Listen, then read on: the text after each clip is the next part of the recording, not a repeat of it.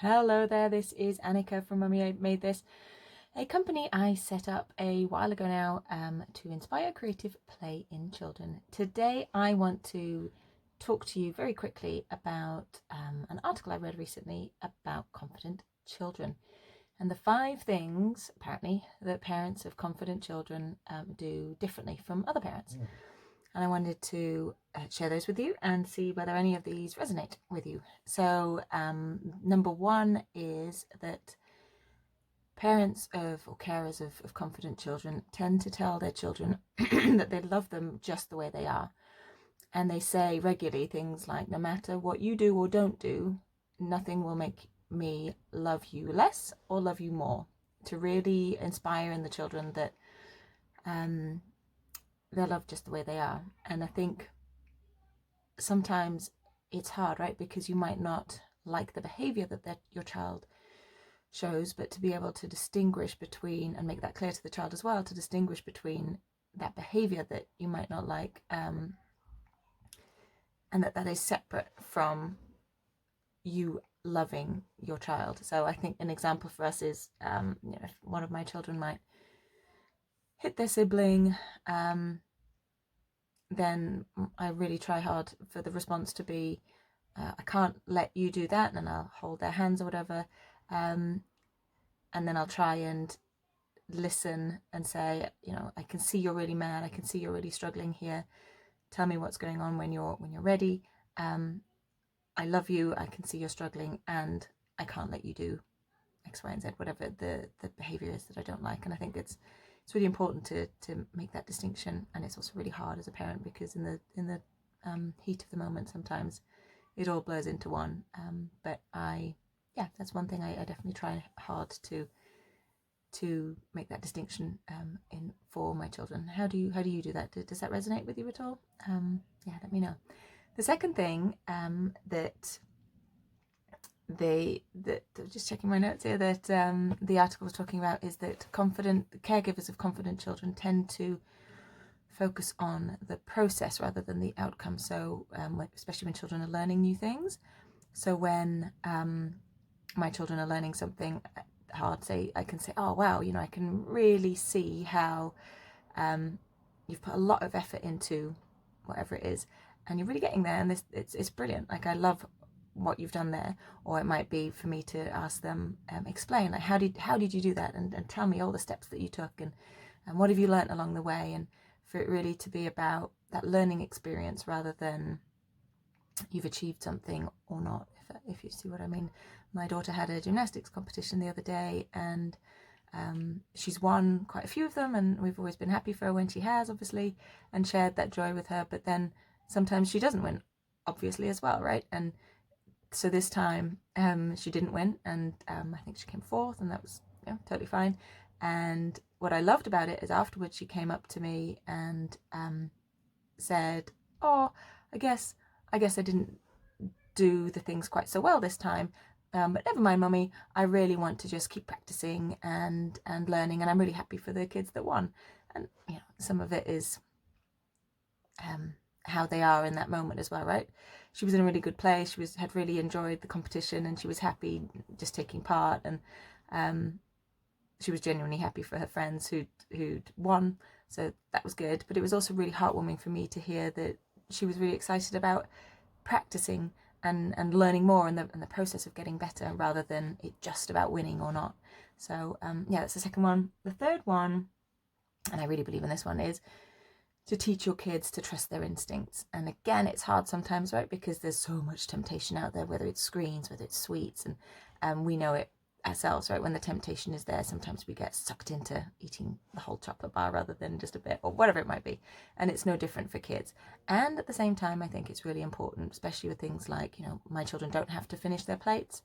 I really value it when they turn around and say to me, actually, that's not for me, I don't really like it, or I'm really full, Mummy, I don't want any more, or can I do something, have something different, and this is why. And again, there's that balance, right? You don't want to be cooking 25,000 meals every night, and I don't, and I probably cook more meals than I should, maybe sometimes, I don't know, But I think above all else, I find it really important that they can say to me, I don't really like that. In our house, the rule is they have to try it, and they have to genuinely try it, and then if they still don't like it, that's fine. And I feel like that's the standard I have for myself as an adult as well, right? I trust my body. If I'm full, I'm full. I don't finish my plate. If I don't like a certain meal, I wouldn't expect an adult guest to eat the full plate, whether they like it or not. I think it's a very similar thing for me for my kids, and I want them to be able to trust in that.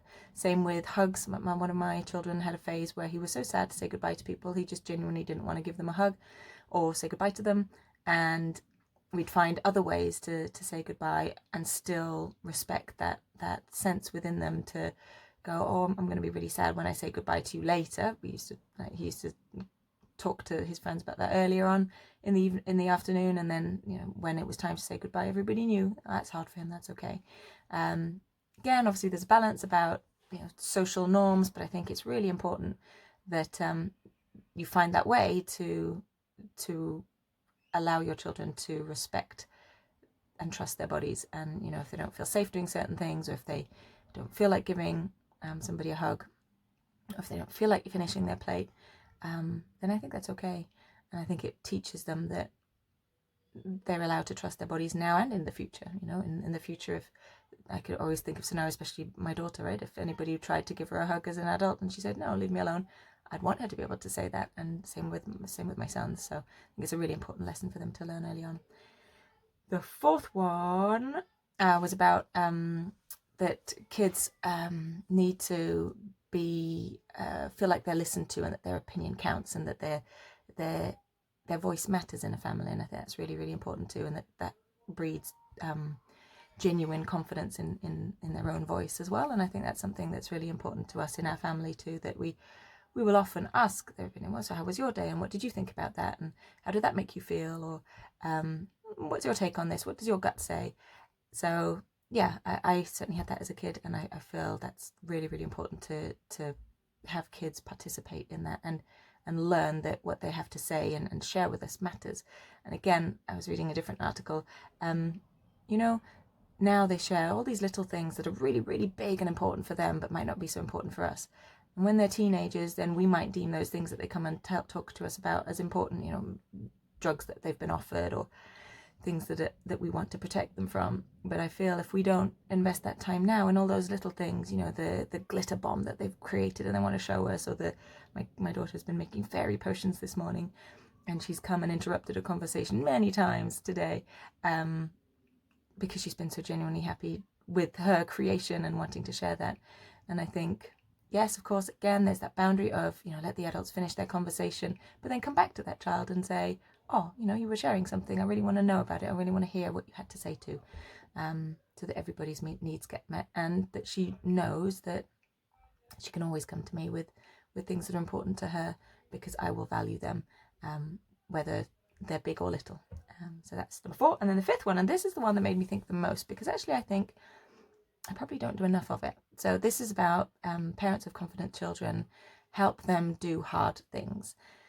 And I think I rescue my children sometimes too many times on this one. But so whether it is sleeping through the night, or whether it is, I don't know, going to a new swimming lesson or a sports lesson where it's a bit scary and you feel out of your depth as a child, I really love the idea of being able to say to your child, rather than go, oh, okay, it's a bit scary, oh, we won't do it, it's fine, you don't have to go this week. Instead, to lovingly be able to help them all through that, right? And go, oh, I can see that's really makes you really nervous to go to a new class. It made me nervous too. I've been there too, and I found that really scary. And do you know what? I'm right here next to you, and I'll help you through it, and you can still do it, and I believe in you, and I trust you, and we can do this together, and I will help you for as long as you need me to help you. And then when you're happy and ready, off you can go and do it yourself. And I guess there's a story there for me. When I was a kid, my parents, I was really scared of going on a school trip on my own. It was a 2-week school trip, and I was really worried about sleeping away from home, and I must have been 9 or 10 maybe. And I remember still today, my parents actually, they were doing a road trip through Europe that year, and they engineered the route to go via that school, the place where the school trip was going to take place in the summer holidays before. And basically what that meant was I could go and have a look at it, and I knew where I was going, and we had a walk around the grounds, and we spoke to the people that worked there. And then by the time the summer was over and I went back to school and the school trip was about to start, I had some of those, that knowledge and that confidence had grown within me. So they didn't stop me from going. They didn't tell me to just get on with it. They gave me the tools and the belief in myself, and helped me through that, so that it wasn't so scary that I didn't go. But it was, I was given the tools to be able to do hard things, and it was a brilliant 2 weeks that I had, and I came back and full of beans, and really proud of myself to have done that as well. So yeah, that's I guess one example that I feel like my husband does quite a lot of that already, and really helps the kids through doing hard things. And I do some of it too, but that's one for me to do more of, I think. Anyway, those are my thoughts for today. I hope you have a wonderful rest of your week, and let me know, how do you help your children? Do you do any of those 5 things? Do any of those resonate with you? I'd love to know. Take care.